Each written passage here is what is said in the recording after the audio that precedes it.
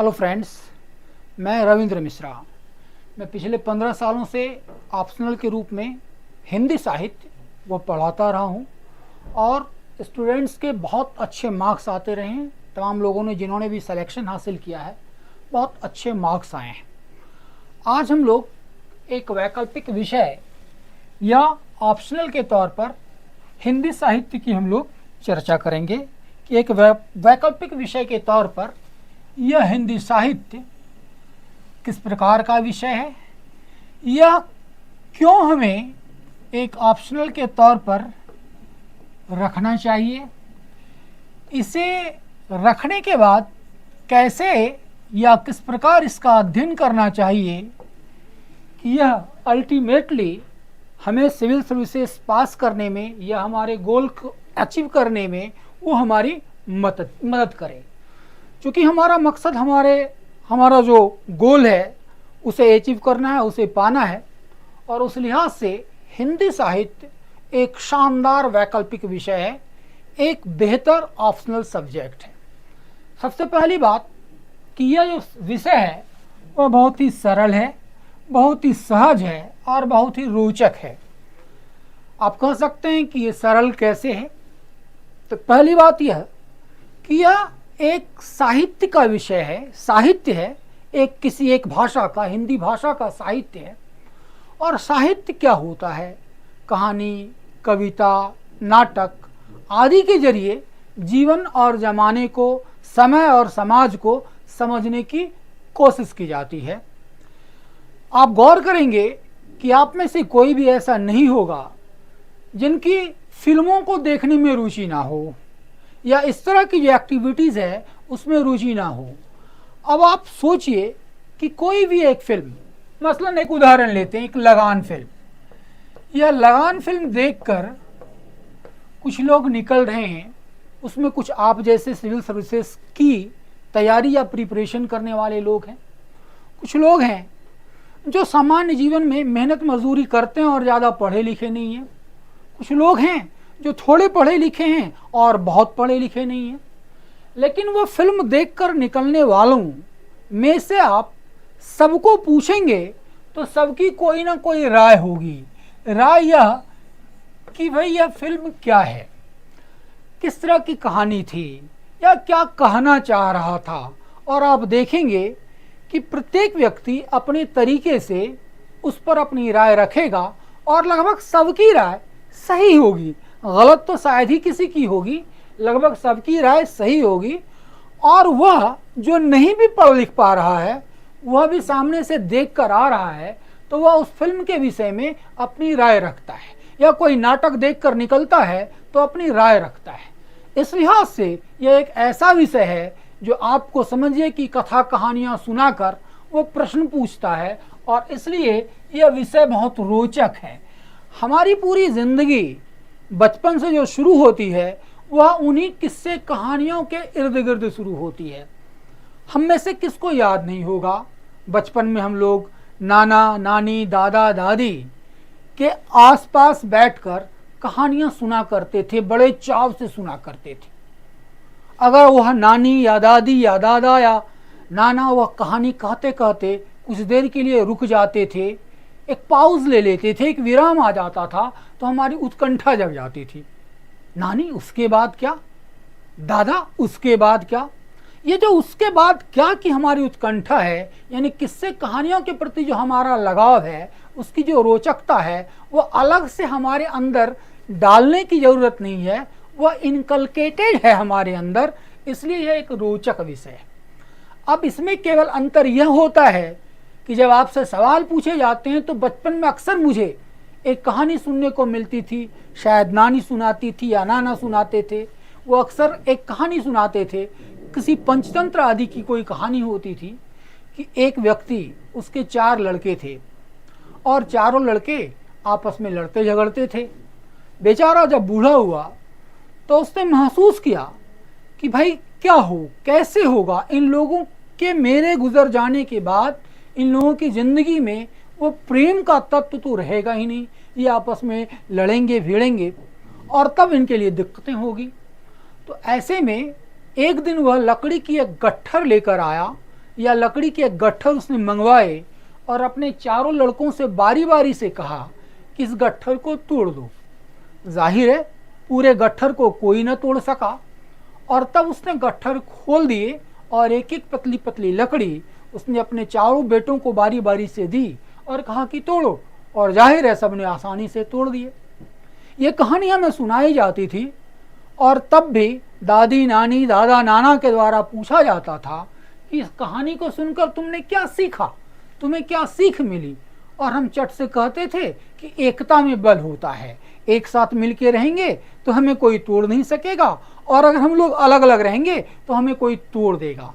बस वही जो बचपन में हमने कहानी सुनी है या वैसी कहानियाँ सुनी है, बस उसी का केवल विस्तार होगा। वही चीज़ें वही कविताओं में, कहानियों में, नाटकों में उसी बेसिक बात को समझना और लिखना होता है। इसलिए यह विषय बहुत ही रोचक है, सरल और सहज इसलिए भी है कि यहाँ मीडियम को लेकर किसी भी तरह की किसी संशय की कोई बात नहीं है, क्योंकि हिंदी पट्टी में रहने वाले तमाम स्टूडेंट्स जो इंग्लिश मीडियम में या अंग्रेजी माध्यम में तैयारी करते हैं, वह भी नियम से देखेंगे तो अपने सामान्य जीवन में अपनी हिंदी भाषा के साथ बर्ताव करते हैं। जीवन में लगातार इंग्लिश बोलने वालों की आबादी भारत में लगभग नगण्य है, 1-8% या उससे भी कम।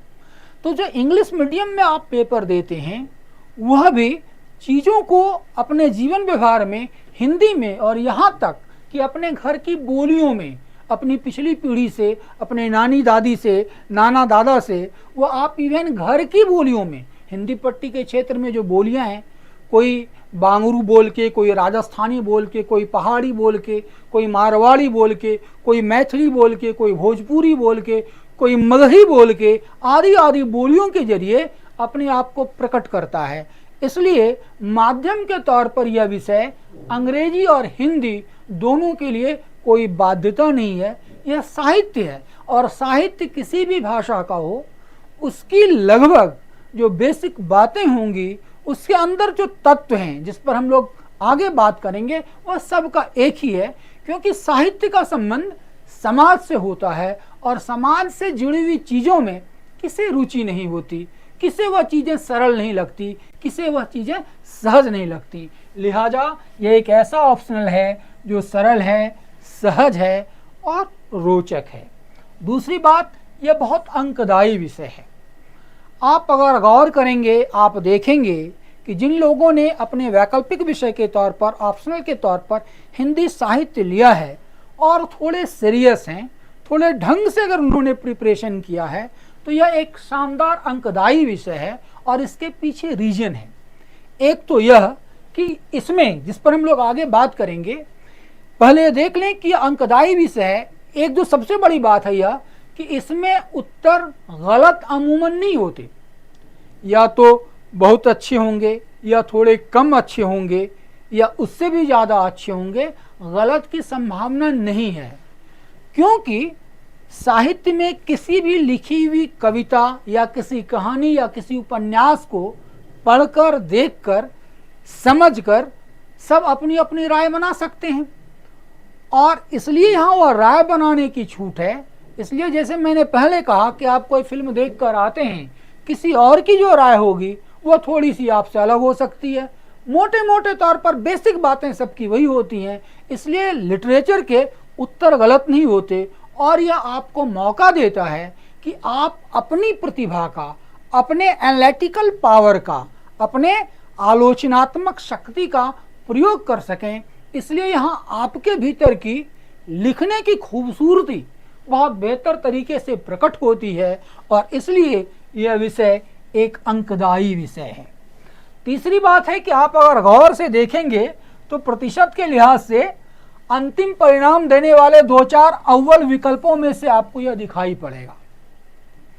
आप पिछले कुछ एक सालों के अंतिम रूप से जो सफल हुए कैंडिडेट्स हैं, जिन्होंने मुख्य परीक्षा में वैकल्पिक विषय के तौर पर हिंदी साहित्य या हिंदी लिटरेचर को अपना विषय चुना था, आप देखेंगे कि 1 से 4 तक के बीच में, कभी पहले नंबर पर, कभी दूसरे नंबर पर, कभी तीसरे, उनका जो प्रतिशत है अंतिम रूप से चयन होने का, अगर ये 300 लोगों ने दिया है तो यह भी लगभग 8% लोग पास कर रहे हैं, और 800 रखकर किसी विषय से दिया है तो वह भी लगभग 8% के आसपास पास कर रहे हैं।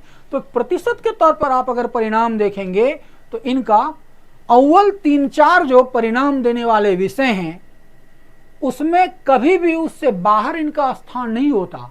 और विषयों में थोड़ी मारामारी हो भी सकती है, वो ऊपर नीचे होता है, लेकिन ये मोटे तौर पर अव्वल जो 3-4 विषय हैं उसमें से प्रतिशत के लिहाज से हमेशा बने रहते हैं। और मुख्य परीक्षा में जितनी ज़्यादा संख्या हो जाएगी इनको रखकर परीक्षा देने वालों की, वह संख्या के आधार पर भी और ज़्यादा बड़ी हो जाएगी। प्रतिशत के आधार पर तो आज भी वह उसी जगह पर है। इसलिए हिंदी साहित्य एक ऑप्शनल के तौर पर बहुत सुरक्षित विषय है। उसके बाद हम लोग बात करते हैं कि ये कम से कम समय में इसकी तैयारी जो है वह की जा सकती है। कम से कम समय में इसकी तैयारी संपूर्ण सिलेबस की वह कम से कम समय में की जा सकती है। अगर आप सीरियसली पढ़ते हैं तो मुख्य परीक्षा देने के 2-4-5 प्रारंभिक परीक्षा देने के 2-4-5 दिन के बाद से आप इसकी तैयारी करें तो मुख्य परीक्षा तक आप तैयार हो जाएंगे। या फिर मुख्य परीक्षा होने के बाद आप इसकी तैयारी करें तो प्रारंभिक परीक्षा के 1-2 महीने पहले तक आप इसको लेकर निश्चिंत हो जाएंगे, और साथ ही साथ आपकी प्रारंभिक परीक्षा की तैयारी भी चलती रहेगी। यह कम समय में संपूर्ण सिलेबस, बहुत कम समय में यह संपूर्ण सिलेबस कवर होता है, कवर किया जा सकता है। इसके पीछे लॉजिक है। इसके पीछे लॉजिक ये है कि सामान्य तौर पर आप बहुत कम विषयों में देखेंगे कि पहले पेपर में जो चीज़ें हैं दूसरे पेपर में भी वही चीज़ें हैं।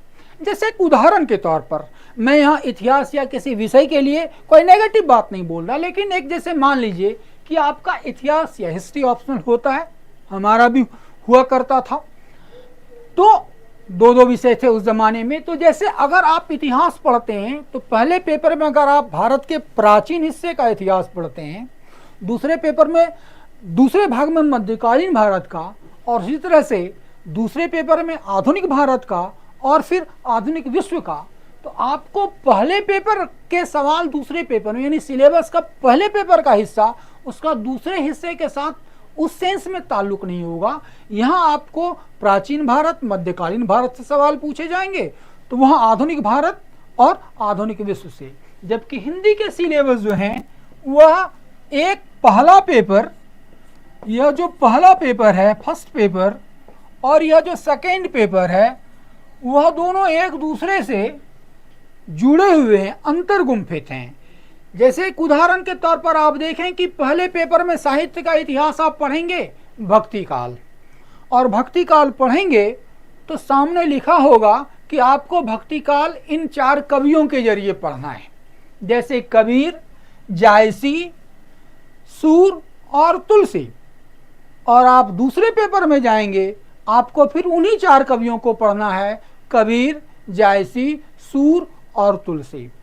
ऐसे ही आप जैसे जैसे सिलेबस में नीचे उतरेंगे, यहाँ जिन रचनाकारों के जरिए आपको उस काल को पढ़ना है, उन्हीं रचनाकारों को दूसरे पेपर में पढ़ना है। इसलिए होता यह है कि आप एक ही जगह दोनों पेपर की तैयारी होती है या हो जाती है, क्योंकि जब आप उस एक को पढ़ रहे होते हैं, उन रचनाकारों के जरिए जब आप काल को पढ़ रहे होते हैं, तो जाहिर है जिन रचनाकारों के जरिए पढ़ रहे होते हैं उन्हीं रचनाकारों को पढ़ रहे होते हैं, और दूसरे पेपर में स्पेसिफिकली उन्हीं रचनाकारों के नाम है, यानी उन्हीं को हम दूसरी जगह भी पढ़ते हैं। इसलिए देखेंगे आप हिंदी लिटरेचर में यूपीएससी में कभी कभी लगभग एक जैसे सवाल वो आपको पहले पेपर में भी मिल जाएंगे और दूसरे पेपर में, यहाँ तक कि एक ही सवाल हो सकता है। जैसे मुझे याद है 2001-2 के आसपास कोई एक सवाल कि पहले पेपर में पूछा जा रहा है नागार्जुन की कविता की संवेदना बताइए,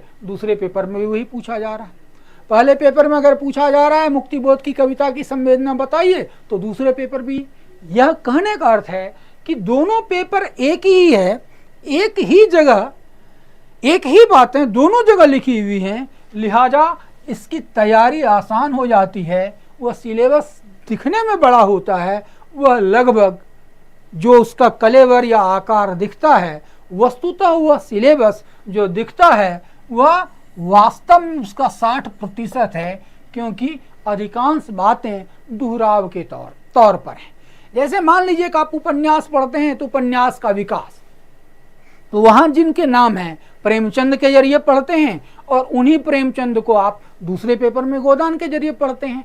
उसकी चर्चा पूरी पहले पेपर में ही हो चुकी रहती है, और इसलिए आप देखेंगे कि दूसरे पेपर में भी यह सवाल पूछा जा सकता है कि भाई प्रेमचंद की औपन्यासिक यात्रा गोदान पर आकर खत्म हो जाती है, पूर्ण होती है, वह जहाँ चलना शुरू करते हैं जहाँ से वह गोदान तक आकर वह पूरी हो जाती है। और पहले पेपर में भी पूछा जा सकता है कि क्रमशः प्रेमचंद की रचनाओं में गोदान तक के विकास को निरूपित करें। सेम सवाल पूछा जा सकता है, पूछा जाता है, पूछा जाता रहा है, और इसलिए इस सिलेबस की तैयारी बहुत कम समय में संपूर्ण तरीके से बहुत आसानी से की जा सकती है, और अंकदायी तो यह अपनी प्रकृति में है ही है। अब चूंकि यह अपनी प्रकृति में अंकदायी है, तो लिहाजा यह हो रहा है, यह होता है कि आप इसमें अधिकतम प्राप्तांक जो है वह प्राप्त करने की क्षमता रखते हैं, अधिकतम प्राप्तांक प्राप्त करने की क्षमता रखते हैं। यह मैंने शुरू में ही कहा कि यह एक अंकदायी विषय है। प्रतिशत के लिहाज से अंतिम परिणाम देने वाले 2-4 अव्वल विकल्पों में से है। कम समय में संपूर्ण सिलेबस की तैयारी होती है। इन्हीं कारणों से, इन्हीं गुणों के चलते यह जो सिलेबस है, यह जो विषय है, वह अधिकतम प्राप्तांक की गारंटी देता है। यह अधिकतम प्राप्तांक की गारंटी देता है, या मैक्सिमम नंबर आप इसमें लाते हैं, ला सकते हैं। थोड़े भी ढंग से अपनी बातों को रख देने वाले बच्चों के लिए मैंने देखा है कि 60% और उससे कुछ आगे भी बहुत आसानी से अंक लाया जा सकता है। वह चीज़ें हमारे साथ जुड़कर कैसे होंगी उस पर हम लोग आगे बात करेंगे। जैसा कि मैंने शुरू में ही कहा कि अंग्रेजी और हिंदी दोनों ही माध्यमों में समान रूप से लोकप्रिय है।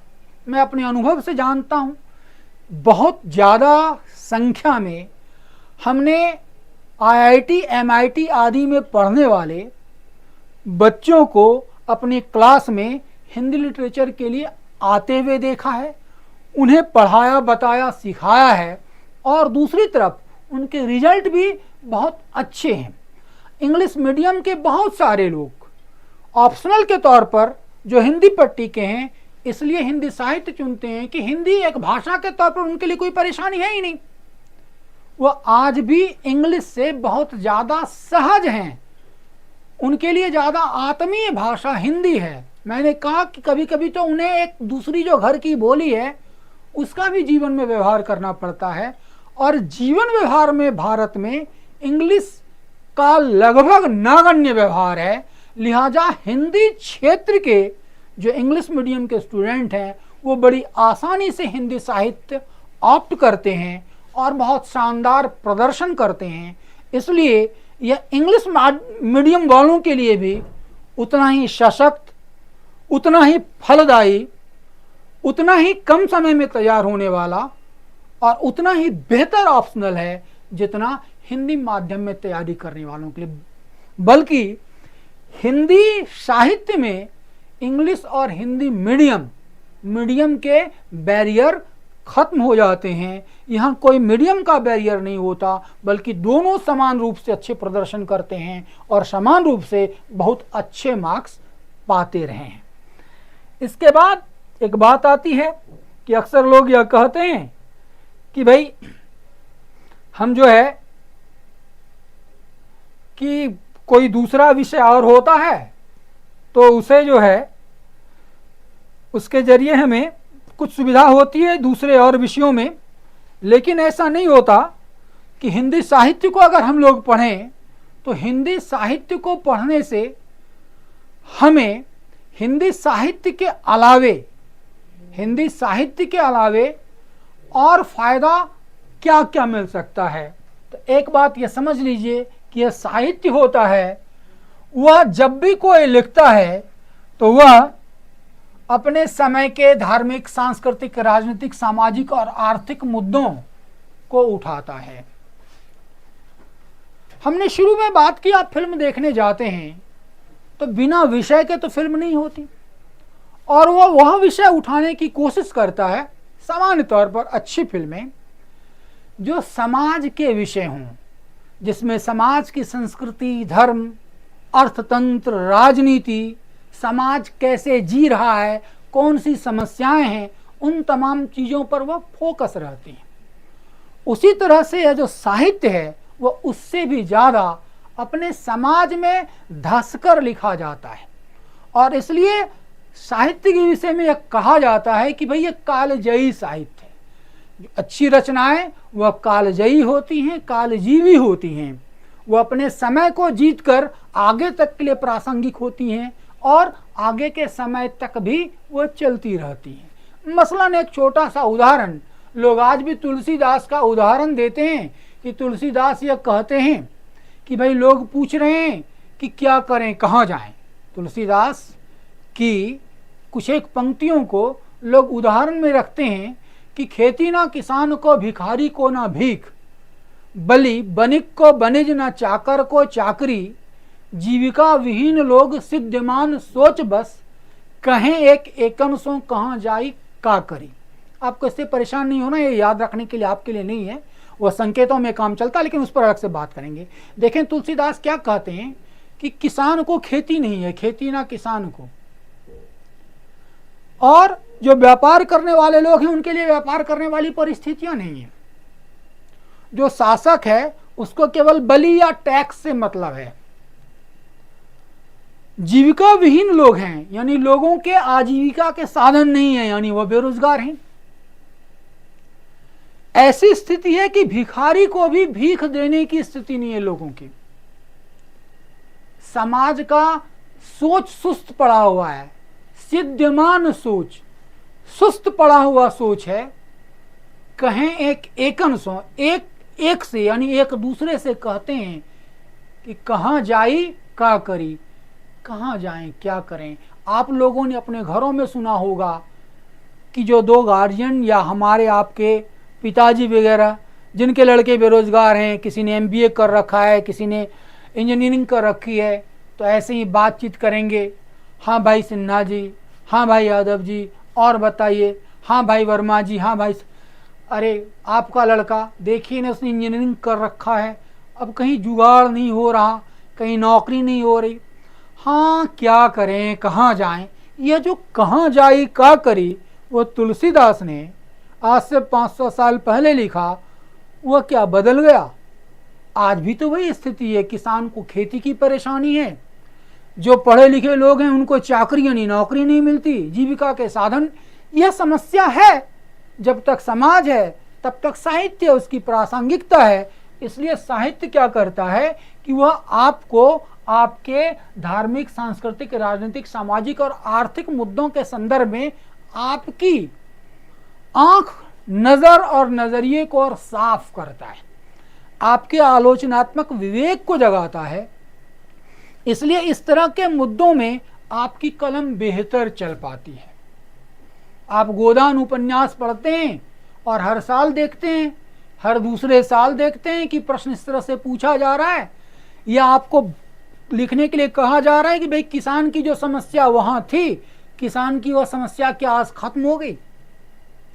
तो इसलिए यह साहित्य पढ़कर आपको धार्मिक, सांस्कृतिक, राजनीतिक, सामाजिक और आर्थिक मुद्दों के संदर्भ में आपके आलोचनात्मक विवेक, आपकी समझ ज़्यादा बेहतर होती है, आप में प्रखरता आती है, और उसका सीधा जो असर होता है वो आपके निबंध या इस ऐसे के 250 अंकों में।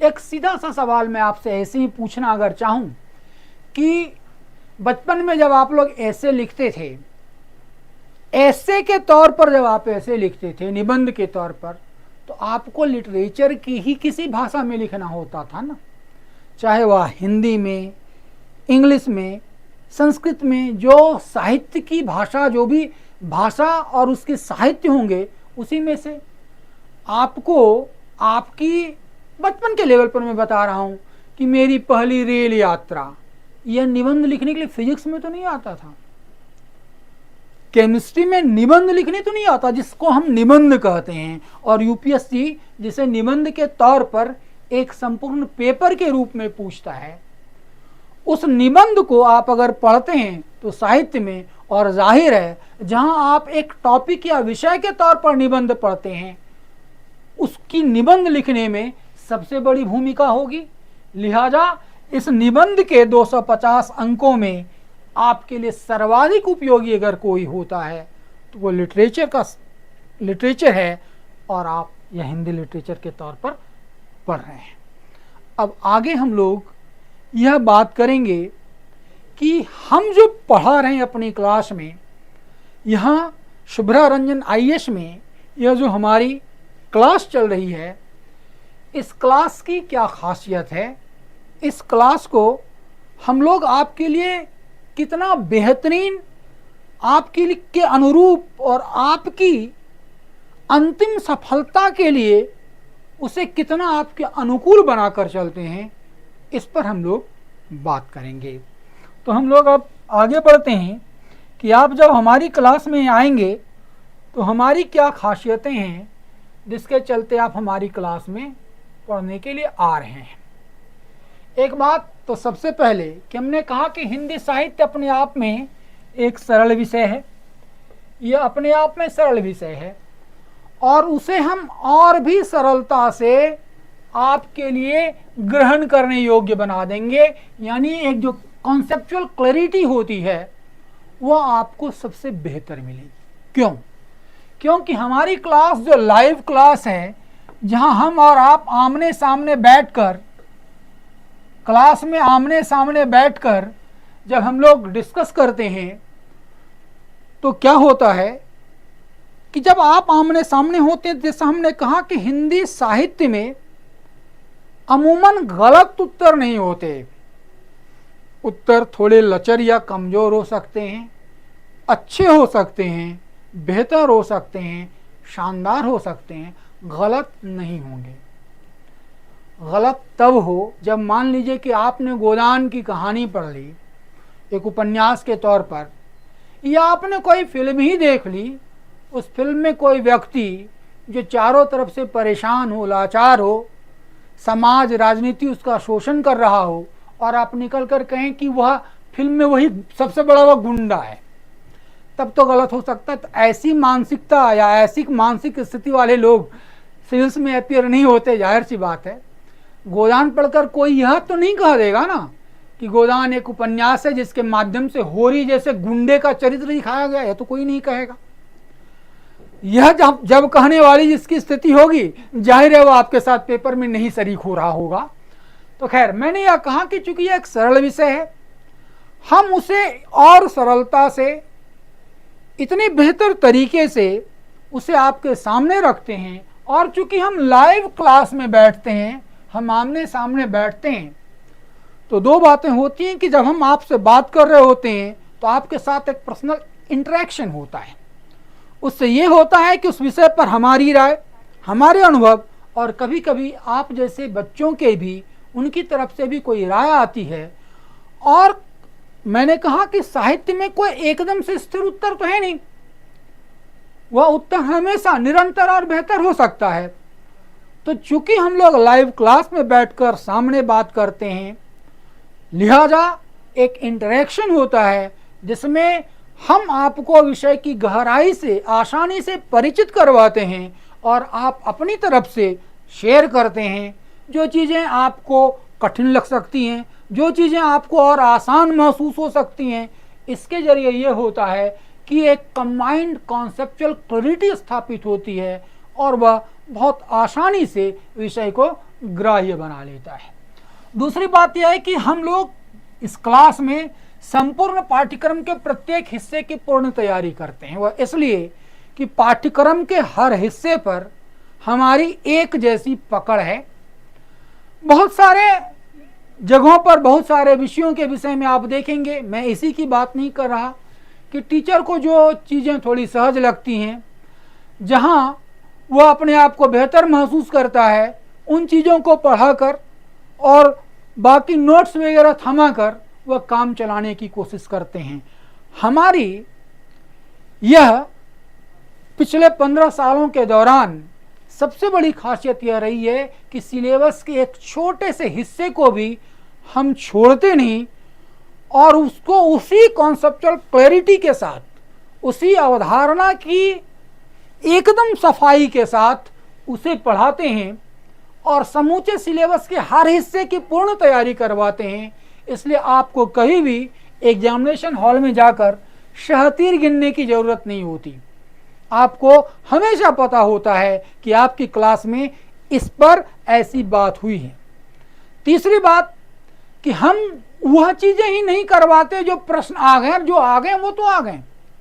हमारी सबसे बड़ी खासियत है कि हम आने वाले समय में जो प्रश्न आ रहे हैं उस पर हमारी बड़ी शानदार नज़र रहती है।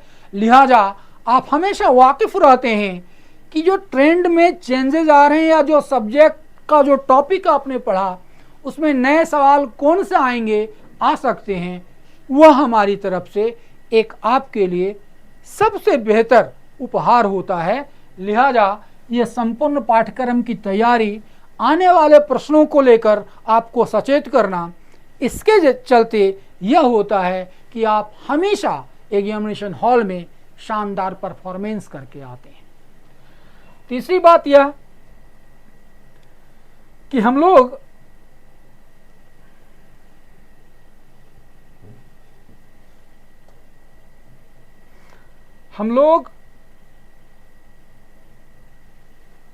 क्लास में समझाने के साथ साथ लिखाने पर फोकस करते हैं।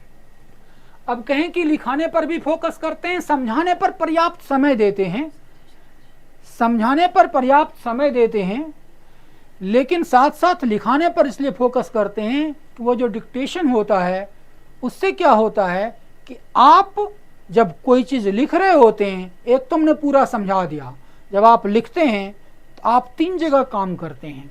एक, आप सुनते हैं, सुनकर उसे समझते हैं, तभी आप लिखते हैं। जैसे मान लीजिए कि कोई हिंदी भाषा भाषी हो, उसे कन्नड़ नहीं आता हो, आप कन्नड़ में जल्दी जल्दी बोलें, उसे देवनागरी लिपि में ही लिखना हो, वह नहीं लिख पाएगा, क्योंकि तब वह समझ नहीं पाता है।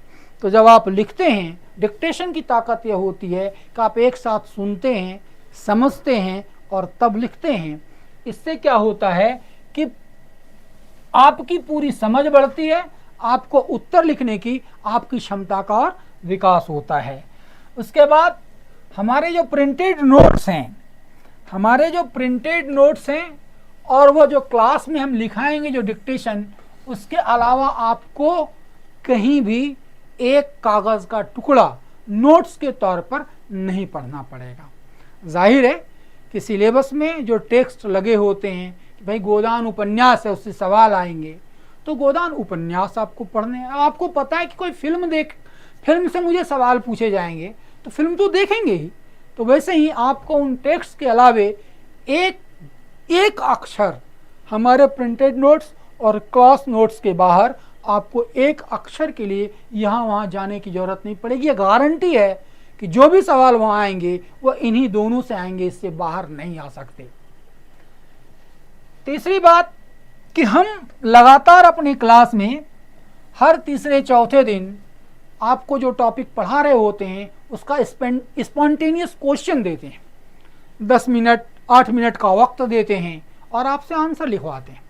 आपको लिखना होता है, आप अच्छे लिखें बुरे लिखें उससे मतलब नहीं है। मतलब यह है कि जब यह होता रहता है तो 4 साढ़े 4 महीने की क्लास में आप कम से कम ऐसे 41 आंसर लिख चुके होते हैं, जिससे आपके आंसर लिखने की क्षमता इतनी विकसित हो जाती है। मैं कहता हूं कि हमारे पास के पढ़े हुए स्टूडेंट, उन्हें अगर नींद में आधी रात में झकझोर कर जगाया जाए और सामने एक प्रश्न रखा जाए इस विषय से, तो वह शायद उस हालत में भी सही दिशा में सटीक उत्तर लिख देंगे। क्योंकि क्लास में लगभग हर दूसरे तीसरे दिन हम एक प्रश्न उछालते हैं, देते हैं और वहीं बैठकर आपको लिखना होता है, जिसे मैं बहुत ही निष्ठा के साथ उसकी जांच करता हूं। जिसकी जो गलती होती है उसको सार्वजनिक नहीं करता, सबको अलग अलग बुला लेता हूं और जिनकी बहुत अच्छी है उसमें और अच्छाई की गुंजाइश है, जिनकी जो कमी रह गई उसको आगे बढ़ाता हूं। यानी सबकी क्षमता अलग होती है। आपकी उस क्षमता को यूपीएससी में इस वाले विषय में बेहतर मार्क्स लाने के लिए कैसे उपयोग किया जाए, हम उसकी कोशिश करते हैं। लिहाजा हमारे पास उसके अच्छे परिणाम होते हैं। हमने अभी तुरंत कहा कि हम लोग प्रत्येक छात्र छात्रा की समस्याओं पर 1 to 1 फोकस करते हैं और वह फोकस क्लास में समझ के स्तर पर भी हो और फिर वह उत्तर लेखन के स्तर पर भी। और एक अंतिम बात यह कि हमने शुरू में कहा कि हर टॉपिक को इस तरह पढ़ाते हैं या उस पर ऐसे चर्चा करते हैं कि वह यूपीएससी द्वारा जो प्रश्न पूछा जा रहा है उससे सीधा संबंध होगा। वह इसलिए सीधा संबंध होगा कि हमने शुरू में ही कहा कि जो कुछ हमने पढ़ाया, जो कुछ एग्जाम में आ चुके हैं वो तो आ चुके हैं, उसके भी आने की संभावना है, लेकिन नए क्या आएंगे उस पर हमारी नज़र पैनी रहती है। लिहाजा हमारी क्लास में जिस प्रकार के प्रश्नों का हम उत्तर करवाते हैं वह प्रश्न हूबहू भी एग्जामिनेशन हॉल में बच्चों से टकराते रहते हैं। परीक्षा में अधिकतम अंक प्राप्त करने की रणनीति पर हमारा फोकस है। ये सारी चीज़ें जो हैं वो हैं ही यही कि हम एग्जामिनेशन में अधिकतम मार्क्स कैसे प्राप्त कर सकें। इसलिए एक लाइव इंटरेक्टिव क्लास में एक ईमानदारी से, प्रतिबद्धता से, दृढ़ता से पढ़ाए जाने वाले एक टीचर के साथ आप जुड़ेंगे तो हिंदी लिटरेचर आपके लिए एक ऐसा विषय होगा जो सहजता से आपकी उंगली पकड़कर आपको यूपीएससी के उस पार पहुंचा देगा। आप यह समझें कि आपको इस हिंदी लिटरेचर के जरिए यूपीएससी क्लियर करना है और यह पीछे यूपीएससी है, आगे आप हैं, बीच में मैं हूं, बस मुझसे गुजरना है और ये यूपीएससी आपको निकालना है। इसलिए जुड़ेंगे तो और तमाम बातें आपको और बेहतर तरीके से क्लास में समझ में आएंगी। अभी यह एक वीडियो के टाइम की अपनी एक लिमिटेशन होती है, इसलिए इसमें आज मैं इतनी ही बातें कर रहा हूँ।